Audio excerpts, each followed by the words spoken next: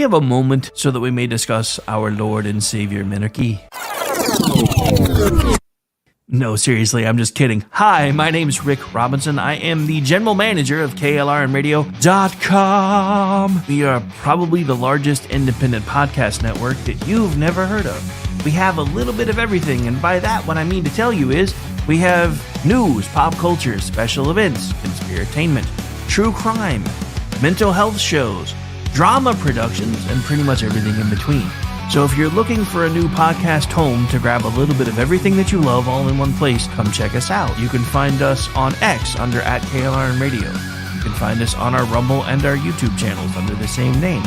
You can also find us at KLRNradio.com and pretty much every podcast catcher known to man. So again, feel free to come check us out anytime you like at KLRNradio.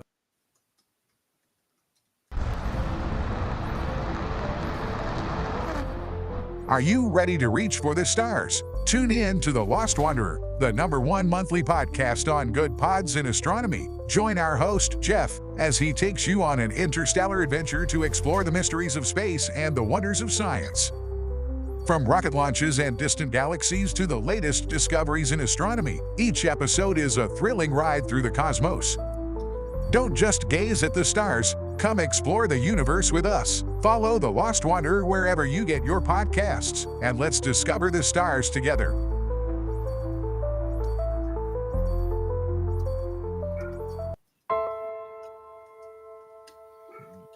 Hi, everyone. This is JJ, the co-founder of Good Pods. If you haven't heard of it yet, Good Pods is like Goodreads or Instagram, but for podcasts. It's new, it's social, it's different, and it's growing really fast. There are more than 2 million podcasts, and we know that it is impossible to figure out what to listen to. On Good Pods, you follow your friends and podcasters to see what they like. That is the #1 way to discover new shows and episodes. You can find Good Pods on the web or download the app. Happy listening. The following program contains coarse language and adult themes. Listener discretion is advised. 1:45, we done played every song that we knew. The band found a new mysterious groove, and all the people knew just what to do. You hit the floor like it's a piñata, roll your hips like an enchilada, shake it out like it don't mean nada. That's how you do the Chupacabra. Come on. And how is everybody doing in KLRN land? This is Thursday night, which means it's your early introduction to the weekend. This is Disasters in the Making. I'm Brad Slager, getting ready to start throwing tomatoes at the movie screen as we've got our first gem of October. But I'm not doing this alone because he's got his own passel of vegetables next to him. Is my partner in crime in this from Screen Rant, Paul Young. What's going on, Paul? How you doing, Bradley? I like to throw cabbages if I ever get the chance. All the cabbages. This movie deserves all the cabbages, by the way. That opening song is a song called Chupacabra, and it's by the Randy Rogers Band. And I didn't notice it until we were just now listening to it, where every word that rhymes with Chupacabra also rhymes with Eric Estrada. Look at that. Everything's coming full circle. Hit the floor like a piñata, like you've been hit in the face by Eric Estrada. I mean, the words make themselves. The lyrics write themselves. They just flow off the tongue, do they not? Well, yes, we are getting ready into this monster venture because, as I said, this is October, and what we're doing here at KLRN across a variety of our shows is paying honor to the Halloween month with there's like a cryptid theme going across a number of our programs. And so Paul and I had to come up with one, at least for this week. We've got another coming up in a couple weeks. So we put our heads together. We knocked things around a little bit, and we had our finger on a good one, and then we couldn't find it anywhere. Nowhere. Holy Blows crap. my mind on that one. That's how bad that one is. And so now I'm determined to find it. It's Tom Sizemore, which automatically makes it a classic piece of garbage. And what was it called? It was Dark Hall was the name it went under, but the filming name was like Monster Monster Well, Trucks. I think it was the other way around. I think Dark Hall was the shooting title, and then by the time it came out on DVD, Monster Truck, because nobody knew what the hell it was about, and they were already losing their butt as far as money goes. But it's a good one. I'll tell you why I wanted that one, Paul, because they were going to be transporting the New Jersey Devil, and with the NHL season beginning this week, it just seemed like perfect synergy. So, of course, we couldn't find it. Somehow, this was broadcast film, streaming, it's on DVD, and yet you can't find it on any platform today. It doesn't exist. It's kind of bizarre. ChatGPT says it's not streaming anywhere in the U.S. Well, game on, ChatGPT. Game on. We're going to have to... yeah, you would think that with all the streaming services, like the fast services that are out there, whether it's Tubi or Pluto or Fossum even, that they were just so desperate for content that this thing's out. I wonder if maybe there's music involved. Like if there's a soundtrack or something and they had music. I wonder if they pulled it because of Sizemore. Why would they do that? Why would that matter? I don't know. Did he have a whole lot of falling out with the law at some point? When he accused of that sexual never assault? has an effect on Hollywood. Maybe they've got just a little bit of couth now and decided that this is where the line they were going to draw. Sizemore's a line too far. Paul, this is Hollywood we're talking about. I don't think they're going to be too squeamish about a guy that had a drug problem for a while. It's like, fine, can he make it on set by 8 a.m? Okay, we're good. Pretty much all that they require any longer. So yeah, I don't know why. Yeah, there's nothing that says anything about them not having on there. I was very interested when we were trying to find out horror movies to discuss this week or this month, actually. And you're like, well, we're doing something cryptid. And I'm like, okay. And he's like, well, there's a cryptid theme running across KRLN. And I'm like, what? How is that a theme? Okay, what you got going on? And you're like, let's do the Jersey Devil. I'm like, okay. There's a bunch of 13th child Jersey Devil movies out there, and none of them looked like they were any good to like I'm okay with us discussing a really bad film, but some of them are like stupid bad. Yeah, and those look like the horror, especially the horror genre, where they give anybody a budget to do anything, and they just can release it to streaming. But the fact that you can't find Dark Hall / Monster Truck anywhere on the streaming platform, including Crackle and Tubi and Pluto, tells me that I need to watch that movie. Yeah, that's we might have to go to eBay and get somebody's used DVD copy that they got from Redbox or something like that. It's just $3, drop it in the mail. We'll even pay shipping and get it here for $6 or less. We'll be on the case. But we were knocking around ideas. So finally, out of desperation, I threw like 3 titles at Paul. He starts researching them, and then he does a little bit of a turn and comes back with one that my other co-host, Aggie, actually had recommended at one point. Oh. Well, it's because she also hails from San Antonio, so this kind of has a little place in her heart, so to speak. Okay. So what we come up with is Chupacabra versus the Alamo.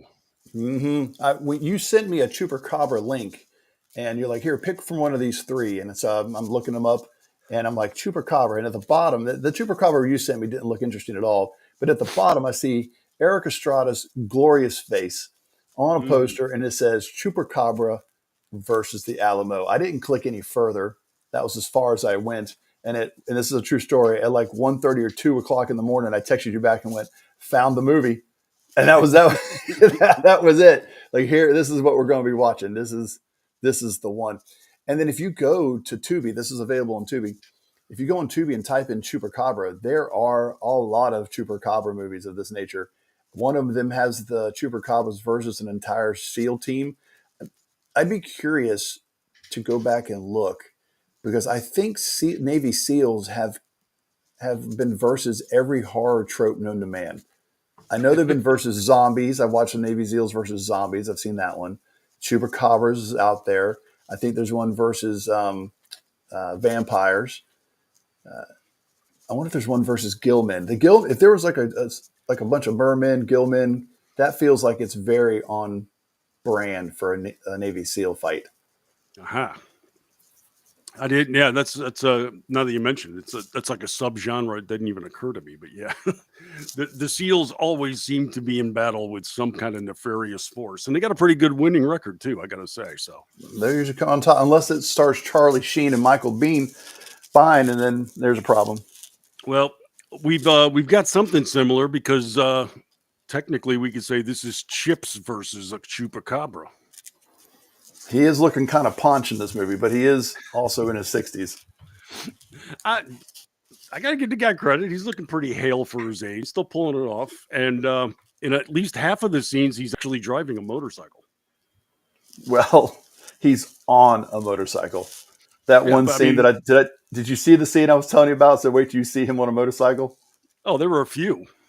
Like there was one where he's sitting on a Harley in front of a green screen. It's as blatant as it gets. It's My so bad. favorite though, they had a long shot of a bridge, and there he is stationary on a motorcycle, and then they just do the slow enlargement to make it look like he's driving towards the camera.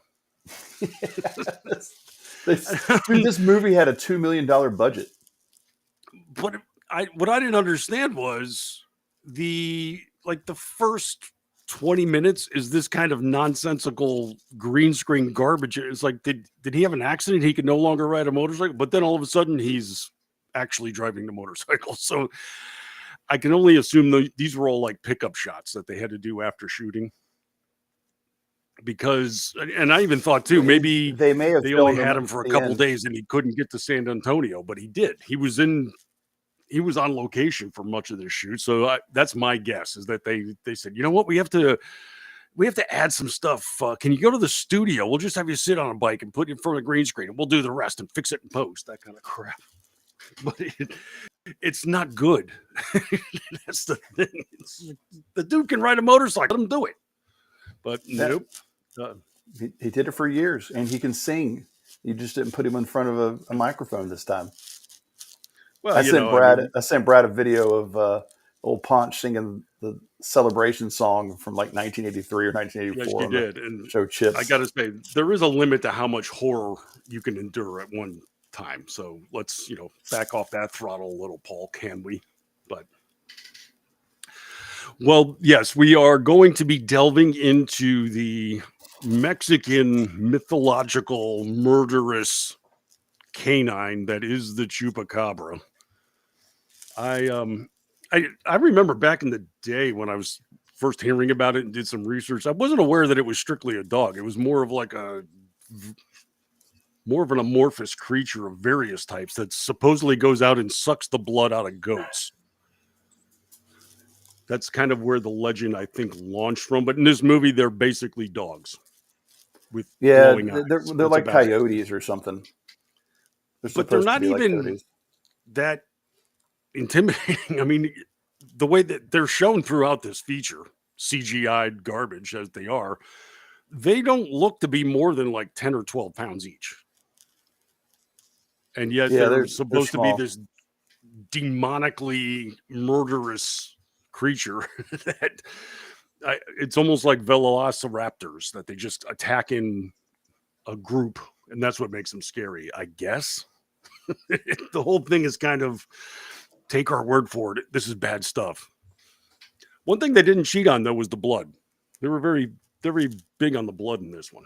So it's funny to me that they're doing that, because if you look at the description of the film, it says that after the bodies of some drug cartels turn up and are mangled and drained of blood. Well, they're not drained of any blood, because there's blood everywhere. Yeah, they're pretty much covered in blood. In fact, it's there's only a few times we actually even get to see something like entrails or carved up bodies. For the most part, they just get dragged off. They're on the ground, and when people come upon them, blood out all over them. They're just coated. I will say they did do a pretty good job of saying that the first thing those things do is go for your throat.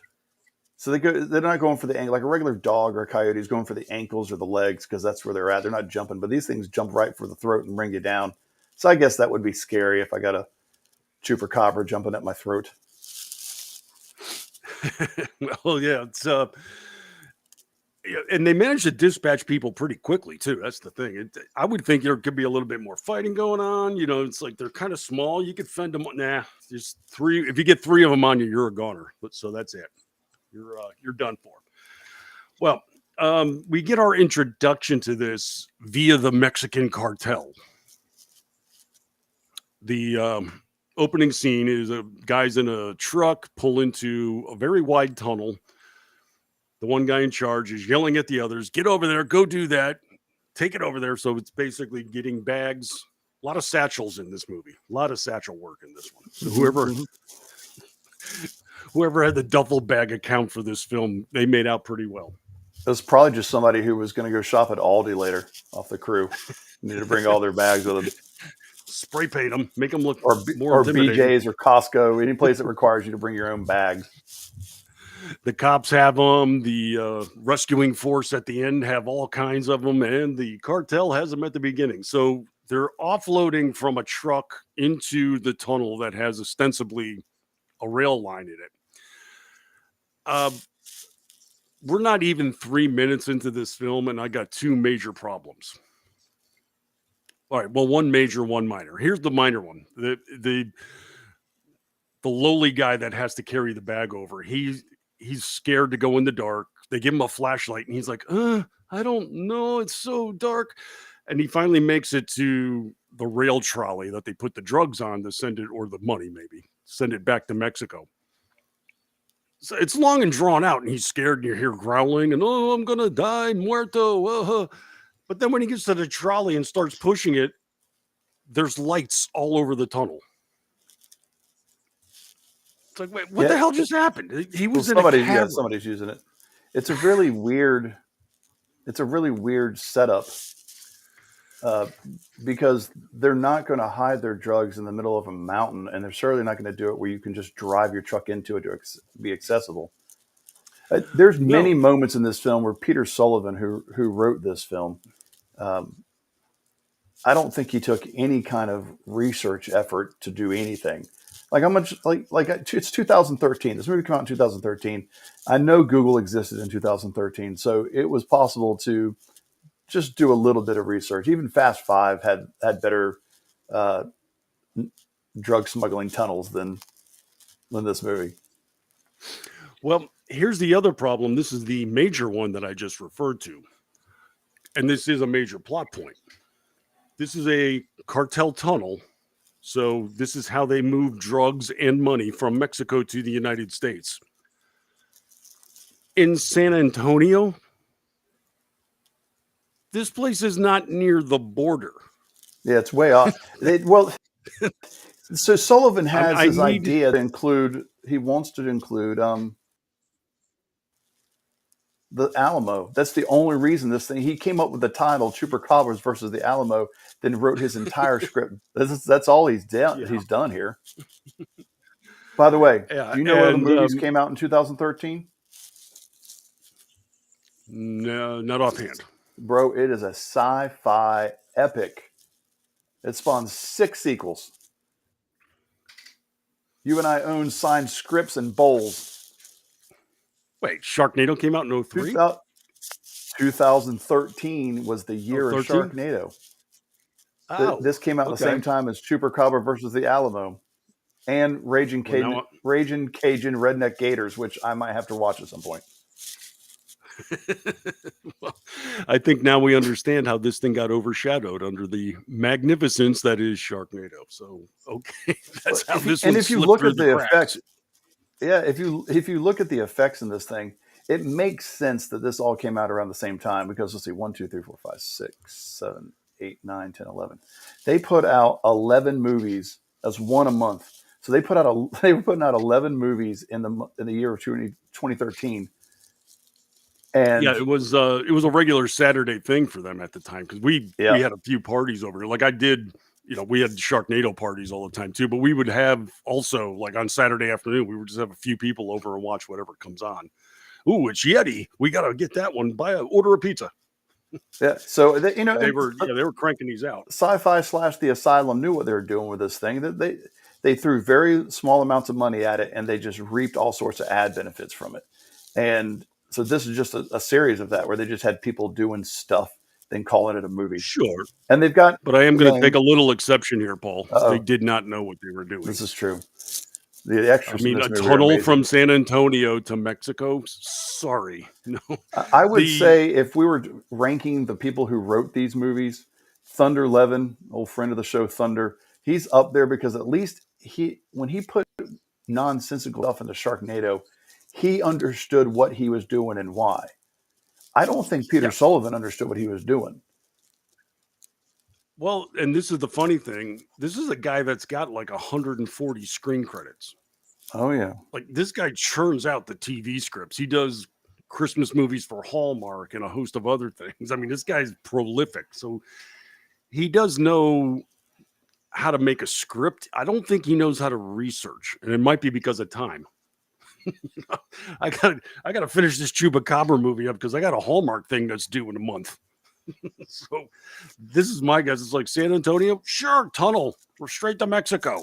I'm just curious as how they got permit because there's a lot of on-site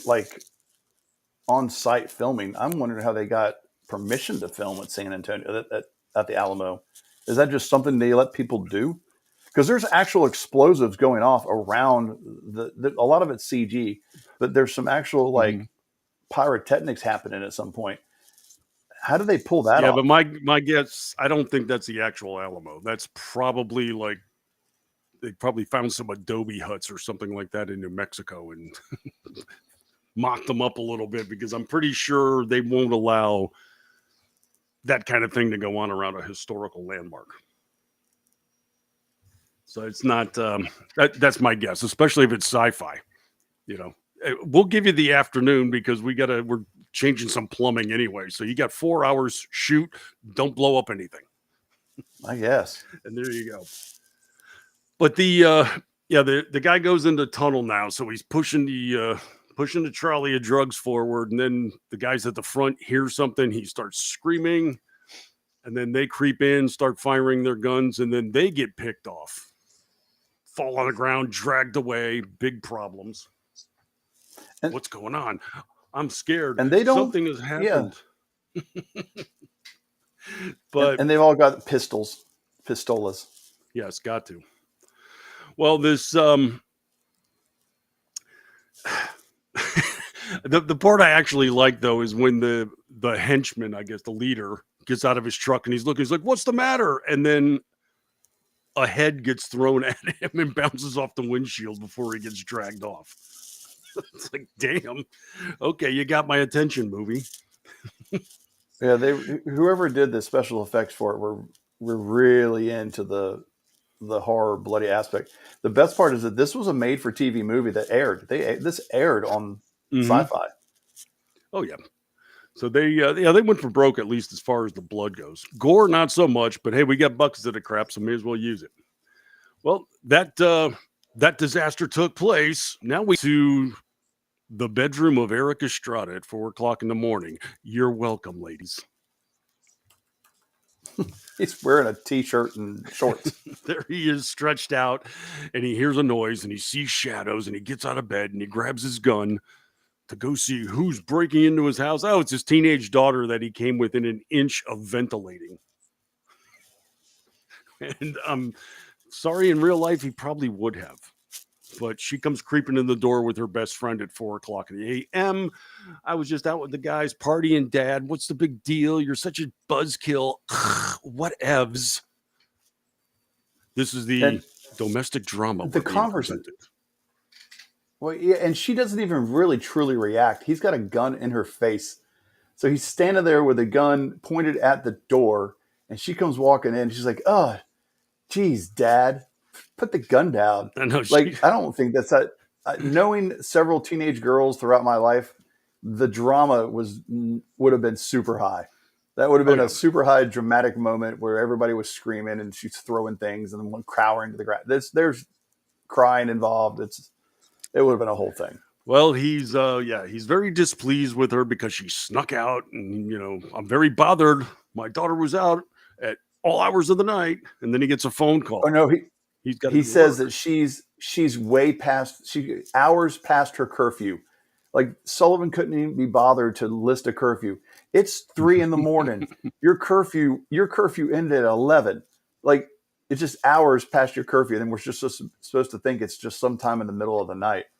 But then he goes on later to like say other things about why she's home, and she's like, well, you weren't even going to be awake anyway, or I was off with a guy, or you were going to be mad if I told you. And he's like, in bed, I'll have a conversation. Like, the whole interaction between him and his daughter was super awkward. Yeah, and there's not a lot of chemistry between them. She's not that talented of an actress, just more of like, whatever, Dad. Like, she's very cynical and jaded to the extent that he gets called into work.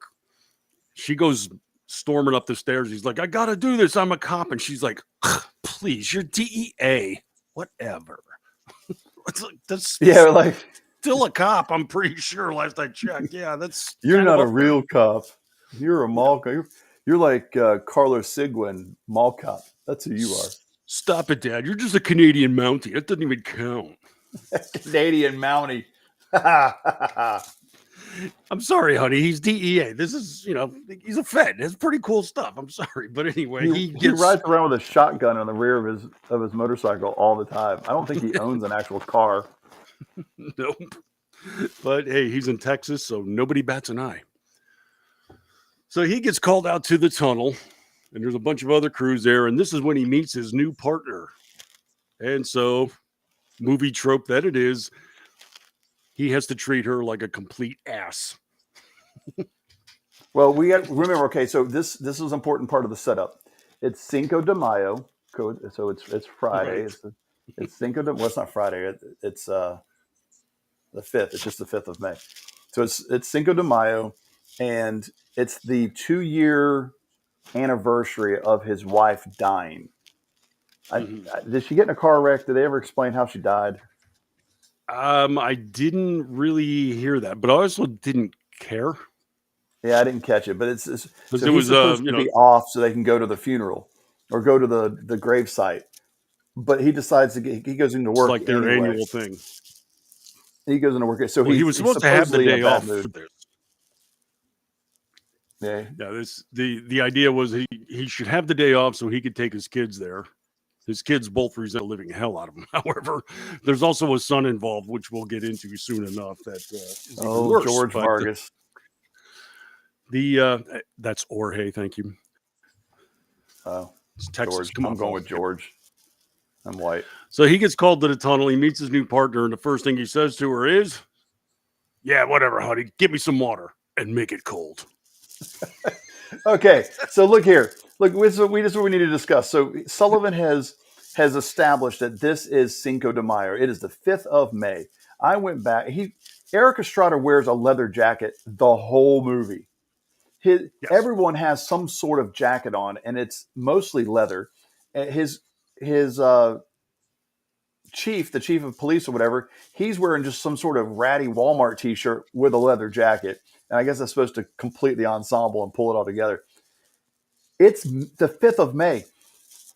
The average temperature, and I know because I Googled this, the weather for 2013, Cinco de Mayo, 97% humidity, Brad. Mm-hmm. It was a high of 97 degrees with 97% humidity. You know why he wants water? Take off your jacket, Eric. Stop walking around in a tunnel with a leather jacket on, riding a motorcycle in the heat. I will say this, though, Paul. The best way to fight off those conditions is by looking cool. He did look pretty cool. Yeah, I won't lie. He's running around with a pistol grip shotgun right on the back of his motorcycle and a little leather pouch, like it was a rifle holder on the side of a horse. That's right. He's got a steel horse that he rides. But it still bothered me the whole movie. I'm like, bro, it's not cold. You've got to absolutely be. He's sweating. You can see him physically sweating throughout the whole film. Like, take off the jacket. Come up with a better outfit. I mean, what is the problem? Yeah, Eric was looking dewy for many of the scenes here. So I'm hoping for his sake, maybe they were shooting in February or something like that. So it was a little more brisk on set. Well, he's surly, he's bitchy, he's dismissive of the girl, even though she's a PhD. She's got 10 years in the field. Basically, she's like off the charts fantastic. So, of course, she's now working DEA in San Antonio. You should be in the Secret Service or something with that resume, but, maybe she pissed somebody off somewhere along the line. I didn't get a look at her CV, I got to be honest, but I'm just going by what she was bragging about. Well, so I did. Do you remember me texting you about that? I'm watching this thing, and she says, let's see here. I wrote it down. She says, I got a PhD in psychology. Now, first off, to get your PhD, you must first have your bachelor's. So she's been in college for at least 4 years. And then a PhD in psychology takes anywhere from 5 to 8. Let's give her the minimum, say she's smart and she got it in 5. She's got her master's in criminal justice. Well, that takes 2 years. So now we're up to 11 years. But then she follows it up with, I've got 10 years of field experience. All right, that's a total of 19 years. This actress is 34 years old in real life. That means she started when she was 15. She would have had to start her whole thing. Again, Peter Sullivan, do a little research. You could have just said, I'm out, blah, blah, blah. I'm not new.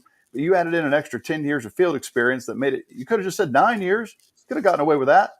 10 years. I've got the answer right here. She's the Doogie Howser of the DEA.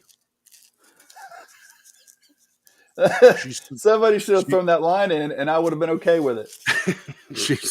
She started her schooling when she was 13. She breezed through her master's, and there you go. Seriously, there's the Sullivan could have easily have done that. She says that to Estrada. He goes, "What'd you start when you were 15?" And the guy next to her could have gone, "Yeah, she's kind of known as the Doogie Howser of criminal justice." And he could have gone like, "Oh, I still want that water." Bro, that's a great interaction, and it's actually comical, and it would have allowed a little bit of the tension to drop there, and you could have moved on with the thing. That would have been an awesome interaction, and we're talking something about something completely different right now. Yeah, but I did appreciate, a little bit later in the scene, he's standing up, and all of a sudden you see a water bottle just fly into the frame and hit him in the chest, and he catches it, and she walks up, and she's like, "That'll be the last one." Yeah. It's like, all right, honey, I'm on side now. Got you here. So they're looking things over. And of course, she's got a PhD. So she's the one that has to go creeping deeper into the tunnel and make the discovery of chupacabras. And give Sullivan in this movie a little bit of credit, because they don't make us wait very long to determine what the main villain is. They show the chupacabras right off the bat, and she discovers one and kills one right off the bat. I mean, we're only not even 15 minutes into this movie when she kills one and they discover it. And they probably could have made it a little more mysterious. Everything happens off site, and we don't know what's going down and what's happening. Could have done that, but they chose not to, and they just jumped right into it. Yeah, a lot of the times they want to let your imagination run wild and build up in your head to make their special effects look better. Here, nope. We spent money on the computers. We're using them, by golly. So yeah, we see these rather pathetic looking. They're almost emaciated for all the eating they do in this movie. These things are skinny. Now, I got to ask here, because I kind of missed this part. Is this when she affixes one of the demon dogs with the GPS locator? No, that happens way later in the movie. It's after she meets her ex-boyfriend, the sloppy surgeon that does all the anatomy things. The medical examiner? I guess he's in medical. He's examining a dead dog. I think he might be a medical examiner for a veterinarian. I was gonna say he's like a vet version of Quincy. How many of those exist, actually? Okay, but yeah, I just remember like in the second half of the movie, they keep talking about, you put a GPS on one. It's like, when the hell did that happen? Did I miss this? She's tracking one. She steals it. We can talk about it here in a minute, because I've watched all that go down. Okay, good. Because I must have turned away or something. But yeah, so she shoots one, and they do bring it to this guy. He cracked me up. This guy was like, he's only on screen for 5 minutes, but damn it, he's going to make the most of them 5 minutes. Oh yeah, he was chewing it up. Oh, he's got it on the screen. The guy's full of blood, by the way. He's got the operating smock, just bloody as hell. Half a dog on the table in front of him. And he's like, "Come here, I want to show you something." And he goes and walks into his office, which is basically immaculate, to use the computer. It's like, no, dude, you are dripping on every damn thing in your office right now. You're like a butcher with a chainsaw. He looks, and he's got 2 giant handprints of blood on his white smock. Because I guess that's the way medical. He's wearing gloves. He has gloves on. It like take the gloves off and put on a new pair of gloves. I think that's the reason why they have the gloves. But he just like has hands like he's at a barbecue, and he's just got barbecue sauce stains on his shirt, and he's just pushed them across, and they're perfect handprints. You ever seen, I don't know if you did this because you got children, but you'd go and you'd kind of keep their handprint, you'd preserve it for posterity, and you'd take the little hand, you'd stick it in cement, and it'd be a perfect little hand thing because they wouldn't smear it. That's what this looks like. It looks like a toddler put his hands in blood or finger paint and then just stuck them on his jacket. Nana's going to get that under the tree at Christmas. That's going to be hard to come out. You're going to need a Tide pin. Did you make that for me? You're so sweet. But the part that cracked me up with him, though, is, he's, "Come here, let me show you. You see all this? And the way that these intervesicles are coordinating on the cellular level." And Ponch looks at him. He's like, "Hey, how about in English?" He's like, "Oh, they got rabies." They got rabies. It's a chupacabra with rabies. He's like trying to impress these people that probably haven't been to a doctor themselves in 15 years. And he's talking about the vascular system is now revealing to me all of this. It is what? Rabies. And then he says, he makes the determination that these are canid in nature. They're dogs. And therefore the entire pack probably has rabies. Oh, great. So Chupacabra's not bad enough. They're also rabid. Fantastic. Rabbit Chupacabra was my wrestler name in college. And then we get to his other partner. One of the other DEA agents is out in the woods with his dog, and he happens to encounter 3 of these chupacabras. Now, I was always under the impression these things attack at night. Not when they're rabid. All bets are off. Could be it. Yeah, it probably throws off their GPS. Because that's always part of their mystique. This, you wake up in the morning and you find your, desiccated goat with all his blood sucked out of him. Happened overnight. Makes it more mysterious and horrific. But no, now these things are just wandering the parks during the day. So he gets one on camera. Takes the time to shoot one with his camera. Doesn't take the time to shoot it with his gun, however. Yeah, did you notice the camera? She went to go take a shot, and it did a flip up flash. Like it didn't even have the flash attached to it, like a professional camera flash. It flipped up. I don't even think that was needed at 2:00 in the afternoon, but okay, go with it. Probably filled in a few of the facial shadows on the canids. He's like, "Oh man, look at this! They're not going to believe what I found." Yeah, because you're about to die. Why would you not? Yeah, run? But he's kind of focused on the one, but he didn't check his 6 because one comes up behind him, then one comes over from 9:00, and then he's like, "This isn't going to end well," and it didn't end well. He and his dog are both taken down, and later they come on scene, and that's when they find the photograph that he took, and they try to collaborate with the veterinary examiner. I'm still cracking up at that. He's Animal Quincy. Like, yep, these are dogs, all right. Animal Quincy. That's another show I would watch. I would watch Animal Medical Examiner. That sounds like a show that you would watch on Lifetime or A&E. Like no, wait. One. On Adult Swim. QQ. Quadruped Quincy. Oh, my gosh.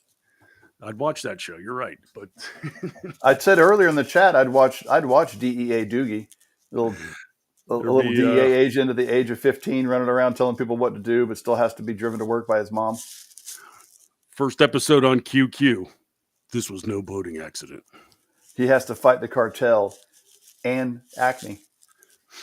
And I like the medical examiner too, where they said, "Now, can you tell us how he died? Did he have rabies?" And he's like, "Let me ask you something, Mister Cop. When you are investigating and all of your clues, does it take you one day?" Thank you, folks. Acting. Thank you. This whole movie takes place in one day, by the way. It's less than 24 hours. Yes, all on one day on May the Cinco. May the So Cinco. this is a. But yeah, everybody gave his all. So hats off to the medical examiner, who we never see again, but left a lasting impression. That's all that matters. Thank you, sir. So the determination at this point now is that they have a Chupacabra problem because they are using the Mexican cartel tunnel to get to the United States. The long, long tunnel from the border to San Antonio. Now, when they said this, I'm thinking in my head, wait a second. I think we got a win-win here, because Chupacabra is going to take care of the cartel. And since they're occupied with the cartel, they're not going to be attacking Americans because they're all fed on drug lords and they're probably hopped up on goofballs or whatever they're smuggling. So in real life, I don't think this is going to be a problem. It's 157 miles from the border to San Antonio. And nobody's reported a Chupacabra problem prior to that. So the Chupacabras must be coming from Mexico into San Antonio. They're just there for a Spurs game. I just want to watch the Spurs. Cartel can't figure it out. It's like, we just keep recruiting new guys and send them in the tunnel, and they get their, what's going on? Send some more. And maybe for a Chupacabra, San Antonio is its Tijuana. We got people from San Diego just go to Tijuana all the time just to blow off some steam. Maybe that's all they're doing. They're just trying to blow some steam off at their Tijuana. That's what it is. They're misunderstood. Yeah, but they're also they're bypassing the border. They're not checking in. They're not here legally. So now we have rabid, illegal alien Chupacabras. This is getting worse and worse as this movie unfolds. Alien Chupacabras would have made more sense. I don't think so. Or like just one big Chupacabra, just like a giant. You know that meme? Would you rather fight 100 horse-sized duck or one horse-sized duck or 100 duck-sized horses? I think I'd rather see one horse-sized Chupacabra that they're running around trying to beat up, like a werewolf-sized Chupacabra. Give me one of them bad boys. Then Eric Estrada could have gone to fisticuffs, and Aggie probably would have enjoyed that portion of it. A bare-chested Eric Estrada going fisticuffs with a werewolf-sized Chupacabra. We'll say the guy's teeth are still magnificent. Absolutely. That dude is. I hope I look like that when I'm 62. He was 62, I think, in this movie. He was. He flashed the choppers pretty nice. I got to say, the guy's looking good for the age. I'm going to go with you on that. So, because he was born in 49. His daughter, who's supposedly been grounded because she was like, "Oh my God, you're so lame. It's Cinco de Mayo. You can't ground me." Well, he's off working, so she's like, "Screw it, I'm going out." And there was a massive field party at the school. Yeah. Hey, let's go be rebels and hellions, but we're going to do it in the parking lot of the high school. There's like 50 kids, and they're drinking, and there's mats on the ground, and they're making out and everything else on campus. I'm sorry. Well, truthfully, the cops probably had no idea in San Antonio that was going on because, it was just the state. We never really see the San Antonio police. It's just the state police the whole time. All we ever see is the state police cars. But his daughter's good friend is named Brooke, and she's sitting. I laughed at this. They're making out on a blanket late afternoon. Then the camera pans down. It's nighttime. They're still making out. Like they haven't made any progress at all. Guy's still stuck on first base. Clearly, you weren't a teenager. He Let's just get going. we get a close-up shot of them kissing, embracing, very romantic. It's a very touching. It's like, man, these two are really into each other. And then he lifts his head and says, I got a whiz. Right in her face. So he's like an inch away from her. That's, okay, I get it. You're in high school, but even so, I mean, got a whiz. And he proceeds to do so approximately 6-7 feet away from her. He walks over like, oh, as one tends to do. There's a flagpole. This will work. Oh, funny story. Okay, this is related. So Blake and I, my son and I, we went to the Jaguars versus the Chiefs games here last Monday night. Fantastic game, fantastic ending. Chiefs can suck it. I hate Mahomes. And he's so good. I hate him. And so we go to park, and we're parking away from the stadium, obviously, because it's too expensive to park close to the stadium. So we're parking down like an alleyway next to a church. It was like $20 for a church. I've been to your arena before. Yeah. So we park over there, and you got to walk a little ways. Well, it's at an end of a cul-de-sac. It's just basically a dead-end street. It's big enough to hold like 5 or 6 cars. So we pull down there, and I'm going to do a U-E and come back so that I can face in the right direction. And as I turn to my wheel to the left, this guy is standing in the corner, and he's got trousers down, and he's just whizzing to the world. Just right there, he's facing oncoming traffic. His girlfriend is like 10 feet away on her phone, standing there chatting, talking to somebody on her phone, and he's just standing there. He's got a red Solo cup in his mouth, just holding it with his teeth. And he's got both hands on it, bro. And he's just going to town. There's lights from the traffic coming forward, blasting him in the face. I light him up like the 4th of July from behind. My son said, you should just sit here with your lights on, facing him the whole time. Yeah. Tell me he was wearing red and yellow. But apparently maybe girls don't care. Maybe the girls don't care if you're whizzing right next to him, because that's exactly what she was doing. She just standing there while he was just... No, we're going to go in the stadium soon. Dave is whizzing. We'll be in there soon. He couldn't hold it. He's had 17 beers. We've been making out since this afternoon. He's got to go. So her Lothario is standing there by the flagpole. Doesn't quite drop trowel, but he's letting it fly. And then all of a sudden, you hear a growl and you hear a crunch. Yes. A chupacabra has just taken his junk in its mouth. And he then... A crotchacabra, if you will. Ooh, see what you did there. Mm-hmm. This kid reacts like he just dropped his phone in the toilet. Not that something just clomped onto his manhood. He's just like, oh. And then he stumbles back to the blanket and falls down next to Brooke. My whiz didn't go good. I mean, this kid did not react at all. I'm sorry. I need wailing, screaming, and something, give me something here. Like, where was the director in this scene? It's like, okay, this is the scene now. He's going to chomp off your manhood and you're going to be bleeding from the crotch. Give me something. That wasn't cool. He took my junk. I mean, literally, this is his reaction. It's like, Brooke, you can do better, honey. I'm sorry. So he falls on the blanket, and then she also almost reacts. She's just like, I got like blood on my hand from him. As if. Their acting careers, I'm just going to say it, hit a cul-de-sac.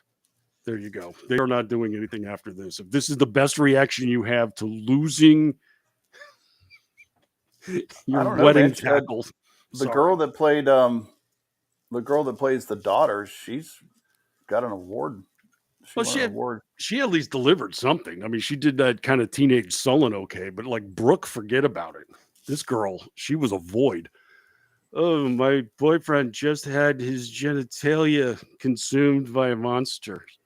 But then later she just goes to town fighting a chupacabra with a microwave. Yeah, but then they like get into the house, and then she spends about 10 minutes of a scene in shock. She just stands there catatonic for a while, and then she ends up dying. Spoiler alert. Well, she was in 25 episodes of Big Sky and 30 episodes of Loudermilk. I guess she's done a couple of things after this. Really? Brooke did. Yeah, that's what it says here. Yeah. Color me surprised. I'm just going to say it because, she gave me nothing. I'm just going to go with that. No, So, I mean, that was early. This is later in her career. This was early in her career. So, I mean, you figure she's what? She was born in. Oh, she's just born on November 27th. No year given. You know, they don't want to. They don't put a year on IMDb now because they don't want people to single her out for age. it's kind of rude to ask a woman her age anyway, so that makes sense. You got to figure Nicole Muniz is 19, so you got to figure she's probably around that. I did appreciate this though, because like I said, these chupacabras can't weigh more than 10 pounds or so. But at the party at the football field, one grabs a kid who then proceeds to sail through the goalpost. I have questions of physics here. Okay. That's not going to happen. Not in this. I understand they're supposedly demonic and very aggressive and murderous, but at the same time, these things got a musculature that is not going to heft 100-pound kid over a goalpost. He's not going to go cartwheeling for 3 points. Sorry, not buying it. You're starting to lose me, Chupacabra movie. Now they're starting to lose you. They hadn't lost you up to this point. But now Brooke goes to Estrada's daughter and lets her know, okay, there's like a problem because my boyfriend's junk is gone and there's like these dogs and stuff. So we should probably go. Let's get going. So they run into the school and they try to hide out in the, which is completely unlocked, by the way. Mm-hmm. Just completely open. They didn't have to bust windows or nothing. They just went in. It's like every school is just completely open constantly. They don't lock any doors. But you could tell that her father is not a cop, but a DEA agent, because she knows exactly what to do when you're hiding from chupacabras. You go cower in the home ec room. What was this, like their Jurassic Park scene? Where the chupacabra going for. That's what they were going for. They jumps up on the table. Yeah, the two of them are cowered under a hot plate. And now I'm also going to question some of the biology here because there's a chupacabra right on top of them looking around for them. Can't smell them. Dogs have a sense of smell that's off the charts. I don't know if you heard my dog bark just a few minutes ago, but that's because a door opened somewhere in the house. They got an impeccable hearing, so I'm fairly confident they hear these girls and smell them right below. And they're not idiots. They're dogs just like, guess they're cowering, they're shaking, and they're whining.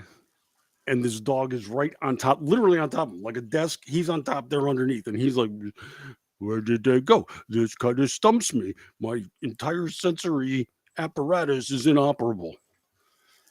And then the only time in this entire film it drools like this big white gloppy goop right onto the ground in front of the girls. Like it was borderline OnlyFans is what it looked like. And then Brooke is like almost laughing at this. What was that about? Like, I don't know. Because the shot starts on the two girls, and then you see this long tendril of white fluid pool on and she like starts giggling almost.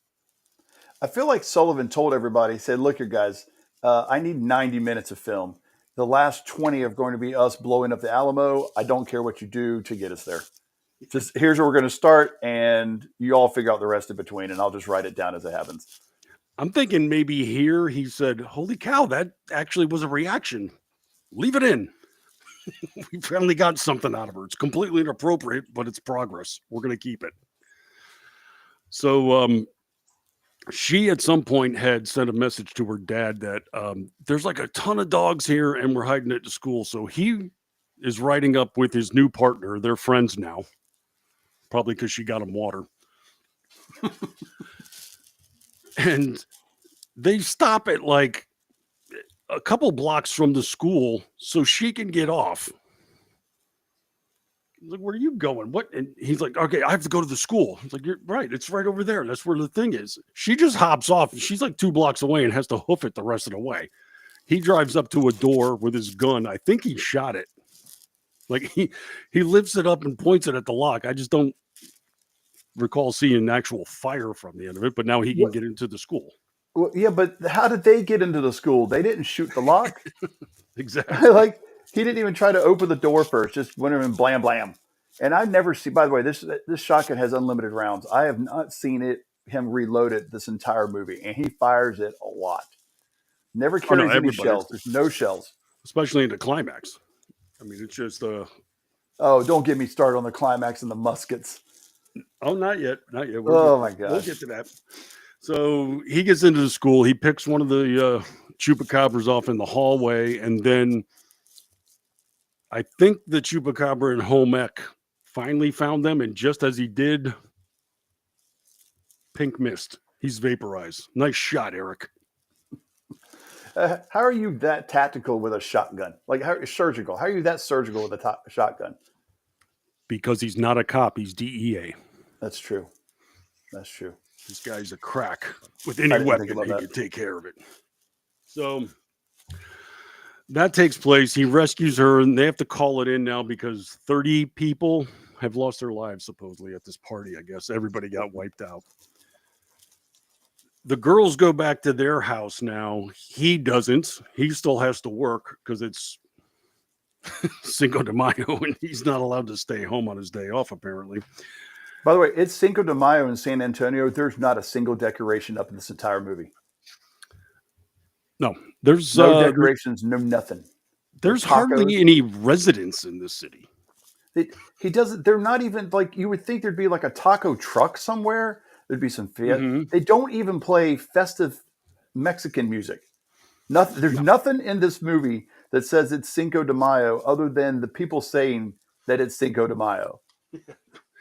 And then I think, and Nagy could probably back me up on this, I want to say San Antonio is like number 5 or 6 in the country for population. Yeah, it's huge. Not in this movie. Like the chief could have been walked in with a T-shirt on that says Cinco de Mayo, and he's holding a taco talking. Trump's AI video of Jeffries is more Cinco de Mayo than this movie is. By the way, I would have been okay if Trump had showed up in this movie just somewhere behind Eric Estrada and been no. I would have been amazing. That would have been fantastic. Like in a chupacabra and a sombrero, eating tacos, making some guacamole dip. Or if one of the chupacabras just came up and said, "Yo quiero Taco Bell." But I feel I do have to correct you on one thing. I need to let you know the video of Hakeem Jeffries in the sombrero, that was AI. What? Nuh-uh. No, ABC News has confirmed it. Yes. What? That was an artificially I am glad video. We've got them out there to prove the bad things that are made up. I was as surprised as you are. Just I mean, honestly, I thought that was real. Had to. My groomer parents thought it was real. I would also like to submit my own point of order. Nothing says Cinco de Mayo like rabid chupacabras, sir. Rabid chupacabras. Rabid illegal alien chupacabras. Undocumented. The resume just keeps expanding. So at at one point, Eric Estrada is riding his motorcycle around doing stuff, and then his daughter calls back. "They're here, Dad." "Who's here?" "They are, the chupacabras." Yeah, and Brooke, she leaves Brooke. She just stays upstairs. Brooke's downstairs in the kitchen trying to fight off a chupacabra. She's going through the drawers of her kitchen looking for something that's his to fight daughter. with. That was his daughter with the No, Brooke was the one upstairs that bought it. His daughter fended off with the electric knife in the kitchen. And then I think you got it confused because the daughter falls over. The daughter's the one that gets her throat ripped out, I thought.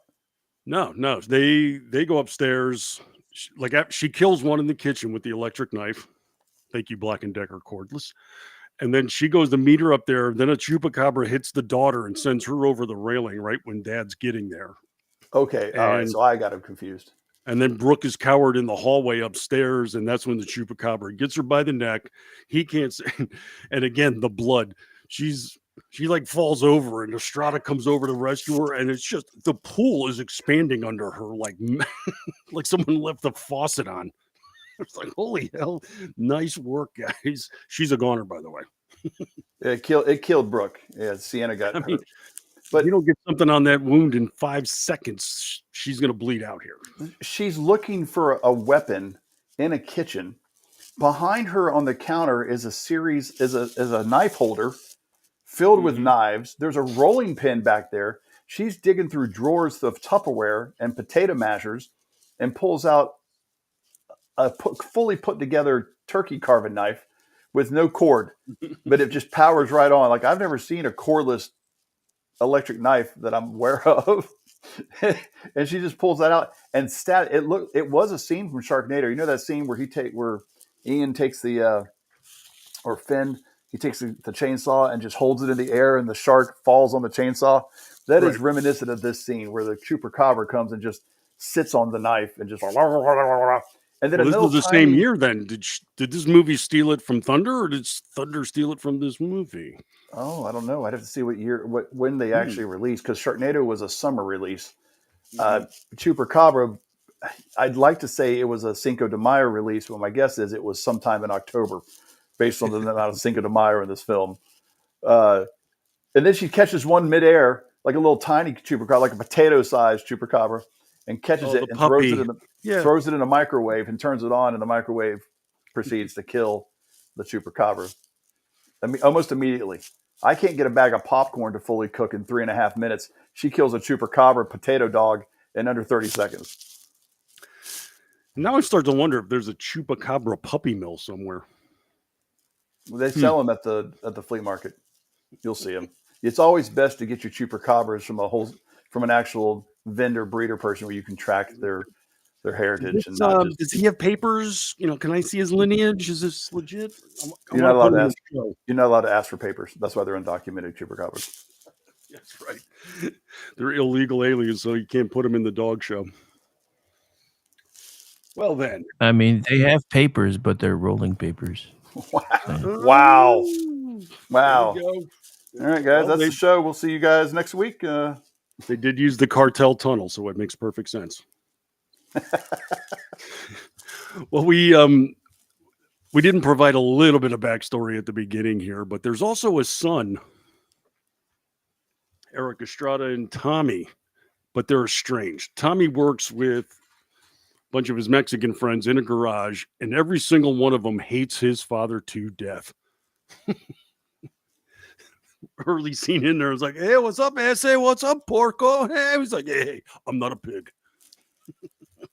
And then, like he and Tommy, they have a history, and we later find out Tommy did some bad stuff, and instead of helping his son avoid it, he's like, "Nah, tough love, gonna scare him straight. He's going to prison."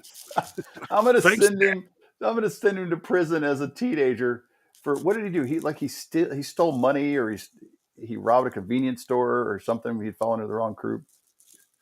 I forgot what it was, but he was like, "Yeah, I could have helped him out, but nah." Jorge here. He is a stunt double for the blue Power Ranger in Power Rangers Ninja Storm. And I'm looking at him, and he was like wispy as hell. I was like, dude, man, have a burrito. Do something. Well, he's got to be a stunt performer for a Japanese actor. I guess so. They're not known for their girth. But yeah, the whole time he was on screen, I was like, God, come on, have some rice and beans, do something. You got to put something on here, kid. But they're, they, amazingly enough, sending his kid to prison has strained their relationship. How about that? But can you imagine? They've at this point figured out the city is overrun with chupacabras, and they need all the help they can get, including the local ruffians, Tommy's friends, the local drug cartel themselves. And it was kind of an overwrought negotiation scene. It was like, "Why do you think I would help you, Dad? I'm never doing it." And then all the other guys in the shop come around, like, "Hey, Este, we're not going to help you. We hate you. Go to hell, hey." And then he explains that 30 people died. Your sister's in the hospital. And then he turns around and basically tells the exact same story to all the guys. He's like, I'm not doing it for my dad. There's 30 people that died, including my sister, and she's in the hospital. So they all have a swelling heart moment here. It's like, okay, we're going to do it for the community. That's what we're doing. Screw you, pig. I'm doing it because I'm a good guy. And then they just open the tool drawers and it's just gun. It's like, okay. I mean, it's like Uzi AK-47 right there in the toolbox. Oh, of course it is. Jeez. Hope you don't confuse it with a pneumatic gun. There's a grenade launcher in there too. Probably. He's like, I got papers for all of these. Now it's not the same papers that Rick's talking about earlier. These are different papers. Just Rude. don't pull a trigger in this shop unless it has a hose in it. It's like, who the hell put a hole in the Tercel? They're keeping them inside of a Harbor Freight toolbox. During this scene, I don't know if you noticed this, but every time the camera would cut to Estrada and Doogie, that you would see the extras in the background just walking back and forth outside the shop. And It was the same extras. And I know this because you see them turn around in the street and come back the other direction from where they were walking. They've got them on this like path, like NPCs in GTA, and they're turning around and they're just walking up and down the same path. Turn. I'm like, you guys couldn't just said, hey, go just like 10 feet further out of frame before you turn around and come back. I mean, I've noticed them in the background. Is like, is this a mechanic shop like right next to the restaurant district? Where and these mechanics, these what are they called? What's the name? They got a name. Whatever. These guys that are working on this truck, they're supposed to be mechanics, and he's wiping down a battery. Like when they see him, they're under the hood. He's like, pass me that rag. And he hands him a rag and he's just wiping the battery down. Like, what are you working on, dude? The rest of the engine looks like garbage. You're wiping the battery down? Yeah, that's some look busy work right there. It's like, oh, these terminals are spotless. I'm just going to tell you right now. This is a good opportunity, though, for one of the mechanics this is the time to start hitting on the pretty DEA agent. Like it hit it on her hard. I'm like, Chupacabras are attacking your whole city, buddy. You may not be able to get into her pants this time. I'm thinking maybe. Yeah, he's like, who's going to protect you? He's like, I'm fine. Who's going to protect you? And they're like, oh, she burned you. I say, get your ass over here with us. But this is the plan, I think. Apparently, the Chupacabras have occupied a warehouse that, by the looks of things on the interior, is 10 stories tall. I mean, I didn't understand any of this scene at all. So there's like, at this point, 12 of them maybe? Because easy. At some point, Eric Estrada's buddies from the DEA also showed up on the scene. They're like, hey, it's us. What's up, man? Yeah, that's right. We're here to help you. Like, did you call them? How did I miss this? They just popped on scene. They're like, here we are. Okay. So they go into this warehouse because they know they've tracked them there because of the GPS that she put on one of them. But when they're inside on the floor and they look up, literally, there was like 7-8 floors to this place. And it's all wood. I couldn't tell. I thought it was a parking garage at first, but then when we went inside, it is a completely different type of building. Everything it's wood inside the place. It's timbers. It almost looks like. And there's tunnels all over the place. Like I wonder if it was like a lumber mill or no, because it wouldn't be made out of concrete. I wonder if it was like a smelting plant. Maybe I don't know, San Antonio, a big smelting district. Yeah, but you don't want to have smelting with all that. It literally was a wooden interior. That place would have been up in smoke in a day. It almost looked to me like a bourbon storehouse that was built in Louisville in the 1800s. I mean, it was just. But all the Chupacabras are like on the 4th floor or higher. Why? I'm sorry. I'm sorry. I have to interject this. Did someone say Up in Smoke? That's Cheech and Chong, baby. Right. Hey, Papers. Remember Papers? and it comes full circle. Oh, look at Rick has been justified, validated, vindicated, even. There we go. So this is a long, arduous scene of people hunting chupacabras. They're picking some of them off, but they lose at least half of their crew. They might have lost. They lost the whole tactical team. So the SWAT team didn't make it through, but the most of the Mexican mechanics did, except for the one girl who gets drugged by her ankles into a tunnel, and his son tries to go save him, and literally he could have just reached in the tunnel and grabbed her and pulled her out, and Estrada stops and goes, "She's gone." Good job, DEA agent. Well, there's a lot of that in this movie. Like as soon as somebody was down, it's like, well, they're goners. Okay, can't do it. You know, it happened in the climax too. And they were like, oh, well, no, not Loco. Okay, lock the door. What? Cold? Wow. But yeah, they lose the girl, the entire DEA squad, a couple other people. Now, nothing was accomplished. They all end up retreating. We got to get out of here. And then they come up with a plan. We're going to walk to the Alamo. Walking to the Alamo. This whole Alamo scene, this little blonde-haired dude that they added. They add a new character in the last. Is this Act 3? I think this is Act 3 now. This is defined as Act 3. Pretty much the entire final act is at the They Alamo. add an entirely new character to this movie that has not been hinted at or introduced or nothing. He literally is just a new character that comes in. And they give him so much to do. He is carrying the rest of this movie. The rest of the movie doesn't happen without this character. So I feel like maybe they should introduce him sooner. Well, just the very fact that he gets introduced while wearing a giant coonskin cap. It's a Davy Crockett cap. Right there. So he is the tour guide inside the Alamo is what's going on here. So literally our crew is walking to the Alamo. By the way, they have to be carrying roughly 80 pounds of plastic explosive.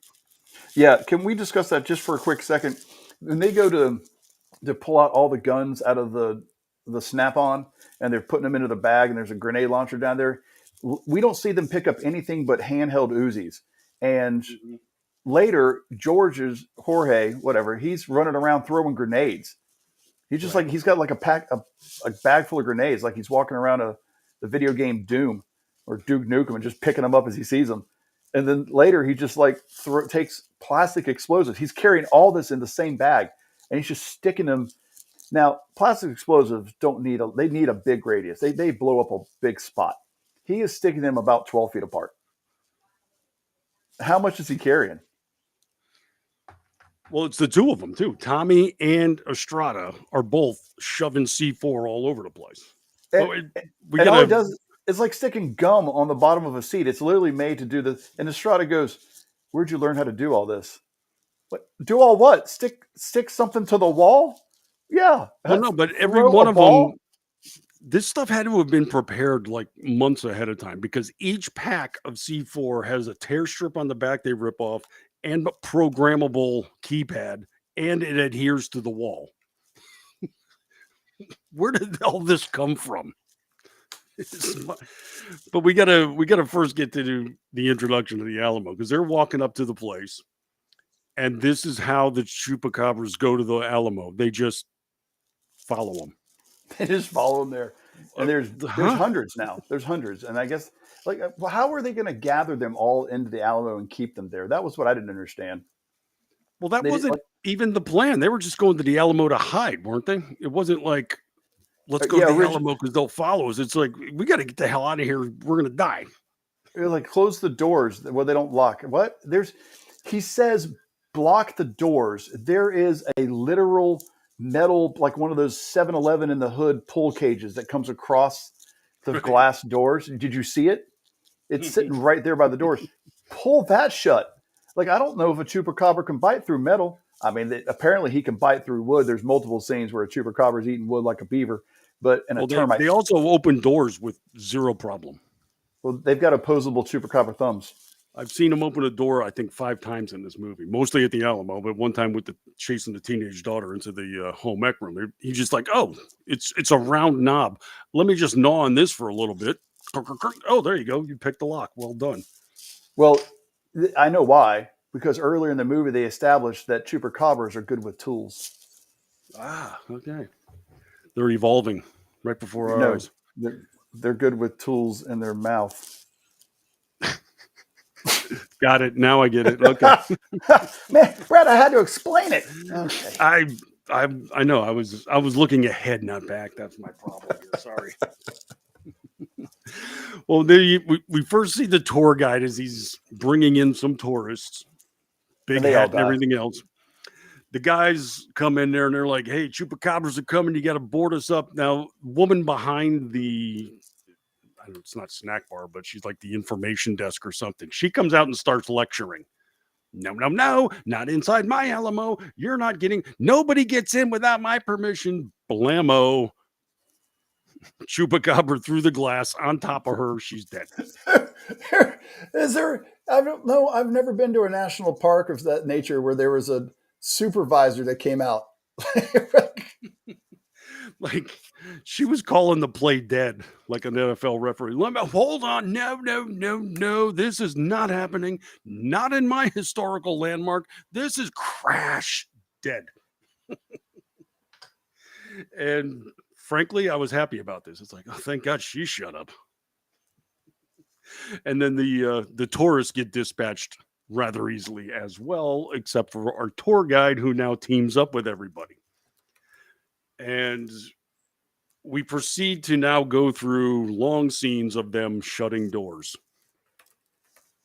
This is just what happens. Just barricade a door, put the bar down, put this log in the frame, and then shut it. Okay, we got another one here. And at one point, they're on the roof picking these things off on the roof of the Alamo, shooting down with muskets, with round-barreled muskets. They're using round shots. They never load them, by the way. And the first scene the first scene where they pull the muskets out of the cabinet. There's a big Bowie knife down there. We'll get to that in a second. They pull the muskets out. They're just in the basement of the Alamo. These muskets just loaded? Because he turns around at one point and accidentally fires one, and it like goes by the DEA Doogie's ear. And she's like, "Really?" And he's like, "Yeah, I could do something with this." What are you going to do with that, dude? You're better off swinging it like a club than you are trying to kill a chupacabra from a distance with it. You are not Davy Crockett. Plus, you just fired it, so now it's going to take you 5 minutes to reload. You're going to have to watch a YouTube video to figure out how to reload it to begin with. There's no way you know how to throw in a wad, and you ain't got loose gunpowder. Ain't nobody carrying a powder horn around their waist. But you know what? Maybe Jorge's got a powder horn inside of his black bag. Could be. I mean, why not? He's got everything else in that damn thing. So they're teaming up, and one of the guys on the roof, of course, has to say, while they're shooting, Chupacabra said, last time this happened, our people were on the other side of the wall. Wow. Thank you for the history lesson. And they're trying to find a way out, right? And he says that somebody had a hidden there's a myth that there's a hidden tunnel somewhere. Right. But what was the name of the guy that they're talking about with the hidden tunnel? Well, he was the tour guide. No, he was saying there was some hidden tunnel. Like it's some dude's name. He was saying a dude's name. Oh, well, I think it was Eric Estrada that brought up the tunnel, and the tour guide said, "I've been working here for 5 years. Everybody says this tunnel exists. I'm telling you, it doesn't exist." Then he goes downstairs and finds it within 15 seconds. Pretty much guaranteed that it is going to exist. Like he's in the basement. He says, "You guys stay here. I'm going to go into the further basement. I'm going to go into the sub basement." And he walks down to some stairs. Well, no, he was renovated looking at place some down there. picture. He saw some pictures like, no, see, there's all these rooms here and there's nothing here. It's like, wait a second. What are all these beams? That room doesn't have beams. And so then he proceeds to go walking through hallways, opening random doors, and then he finds a steam room closet, and one wall is just boarded up. And it looks like it's boarded up like a mine shaft. Like they have put sheetrock and formed it, and there's baseboards and extra doors, and he's got a master key to every door in that location. By the way, that's what tour guides do. They get master keys to every place inside of a national park. So he's just like, oh, there's no way, and he just pulls a board down and goes, "There's the tunnel." Like, who was putting the sheetrock up in this place and went, you know what, the board's back here. They give it character. It's aesthetic. We're just leaving the way it is. But as soon as he sees the boards, he knows. He's like, it does exist. And then he starts peeling the boards off, and sure enough, there's wait, I know, it was Pee Wee Herman. There's a basement in the Alamo. There's no basement in the Alamo. How did they miss that? Jeez, they didn't reference Pee Wee Herman in this movie. Well, they're probably busy. Demon dogs and all that, but still. It looks like the tunnel comes out on, like it's a known tunnel. This is what doesn't make sense. They get inside this tunnel and they start coming out, and there's subway doors like the ones you see in New York City where they've got the big metal grate doors on top of it. It's a known tunnel on the other side. It's not like they've come over here and they break through some sort of boarded up wall inside of another room or building, or they just get to like the end and it's just a big pile of dirt because it's been sealed up. No, it's got a ladder, and like they can come up it. Like somebody knows that tunnel exists. It's in the parking lot right in front of the Alamo. Peter Sullivan. Well, that's the thing, was like they never knew this existed, and yet later, when they take the tunnel and exit, there's one of those big basement doors that are in the ground that the double doors that open up and then you climb out of them. It's on the property. How did you miss that? It's right. It's in front of the front doors. You can see the front of the Alamo. The fort's right there. How did nobody check this? It's like, they're just metal doors. No need it'd be one thing if they came through the tunnel and then they busted through like a different set of doors or a different wall, and like kind of to go into the main service tunnel that they actually exit from. That's not bad. Maybe that was even in the script. They didn't have it in the budget to show. Maybe that's what it was. We're discussing a lot about this tunnel because really there's nothing else going on here besides them occasionally shooting chupacabras and walking around and placing C4 literally everywhere. Blowing up the whole Alamo. Everybody like paired off and went different ways. And Eric Estrada and his kid now, they must have placed between them 24 charges of C4. All of them. Place. Like, you just kept reaching in the bag and getting more. It's like, is this a Harry Potter weapons bag of yours? It's like, oh, I got some more C4. You need some? Here, take mine. I got plenty here. How do you have this much explosive with timers and adhesives on it? This, again, months in the making for something that you had no idea was going on yesterday. So for some reason, this machine shop just had 80 pounds of C4 with timers on them for no reason. I want to go investigate that machine shop, okay? This mechanic shop is a front for something really bad. This is like a terror cell going on. They have more weapons than an arsenal and C4 that could fill up a train car. What the hell? But anyway, I can't complain too much because this is how we win. So they're shooting a lot of dogs. I didn't understand this one. One of the guys is out in the yard, and chupacabras are slowly walking up to him, and he's swinging and hitting them with, I don't know, a club or something. He's like, got him. Boom, boom, yeah, got that one too. And then they finally get to him, and he falls. Dude's got a gun. What are you doing? It's like half of them have weapons that they don't use. The one guy, Loco, opened a door and is like, hey, there's chupacabras out there. And one grabs him and hauls him away without shooting it. And that's when they were like, no, that's my friend. Oh, well, lock the door. That That was the extent of their heartbreak of watching his best friend get eaten by chupacabras. But this is the whole third act, is them interacting with these things and never shooting them. But then comes the big finale. For somehow they figured out a way, and only by saying so, we're just going to get them all in the center. Okay. How? You've got no bait. Is there more to this plan, or it's just going to happen? Are they like cats when you put down an empty box, they can't help themselves or something? What are you talking about? Well, we'll just get them all in the center and then we'll blow the place up. Oh, okay. Sure. And I'm here to tell you that it worked. As Peter Sullivan wrote it. It worked as well as Peter Sullivan wrote it. So now we're down to about 8 people left. They're all in different parts of the Alamo, and yet somehow they all knew to leave at the exact same time that the charges were going to go off without communicating with each other. I don't think half of them even knew they were doing this with C4, but we got to get out of here. We got like 30 seconds. Really? What are you basing that on? What tipped you off on that? I'm just going to do it. Let's just go. Trust me. It's going to blow.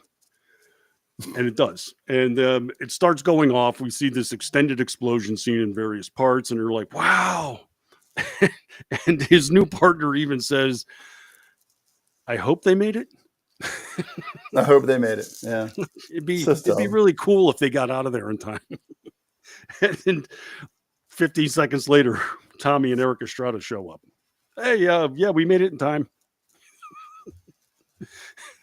The lack of emotion in this film cracked me up more than anything.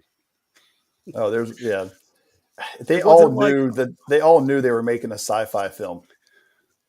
Yeah, but even so, it's like that's when you have fun. That's when you enjoy. Like they said, "Hey, we made it," and they turn around and they were like, "Hey, look at that! He made it." Like that's the extent of the reaction. No hugging, high fives, nothing. It's just like, "Oh, we were just talking about you. We wondered if you made it, and look at that! Here you are." Oh, that's so cool. I think the problem here is the movie was built as a horror action, and it really needed to be written as a horror comedy, because then you can really enjoy. You could treat the chupacabras like gremlins, right? And you let them do weird, gremlin-y things that would be kind of funny. Put a chupacabra inside of a taco truck, and they walk up on him, and there he is. But the problem was that they didn't use. It's a $2 million budget, and they didn't do anything with practical effects. So everything is like that weird cut scene kind of animation that you would see on like early 2000 video games. And it's just, they don't interact well with the environment. But you could have made the movie like way more enjoyable and funnier had you not taken it quite so serious. This movie takes itself super serious the whole time. Yeah, everybody plays it straight here. And it's like there's no room for fun or levity or anything else. It's just, like she could have, like DEA Doogie could have hit a chupacabra in the face with a bottle of water that was on top of Eric Estrada and be like, I got your water. You know what I mean? Like there's all sorts of things you could have done here that could have made it fun. And this movie now is no longer a bad movie because it's bad. It is a bad movie because it's cringe, and that's what makes it fun. Lorenzo Lamas does cold enough, like my heart. Yeah, like Lorenzo Lamas has been in a lot of these movies. There's Mega Shark versus Crocopocopus or whatever, and he does them with Debbie Reynolds, and they're fun. He knows he's having a good time, and it shows, and that does not come across in this movie at all. Yeah. So, not to make an abrupt end on the show, but this movie had an abrupt end. Here's the way the movie ends. Hey, Tommy's coming back to work for me. He's building cars now. You would love him. Dead wife. Sorry, I'm late.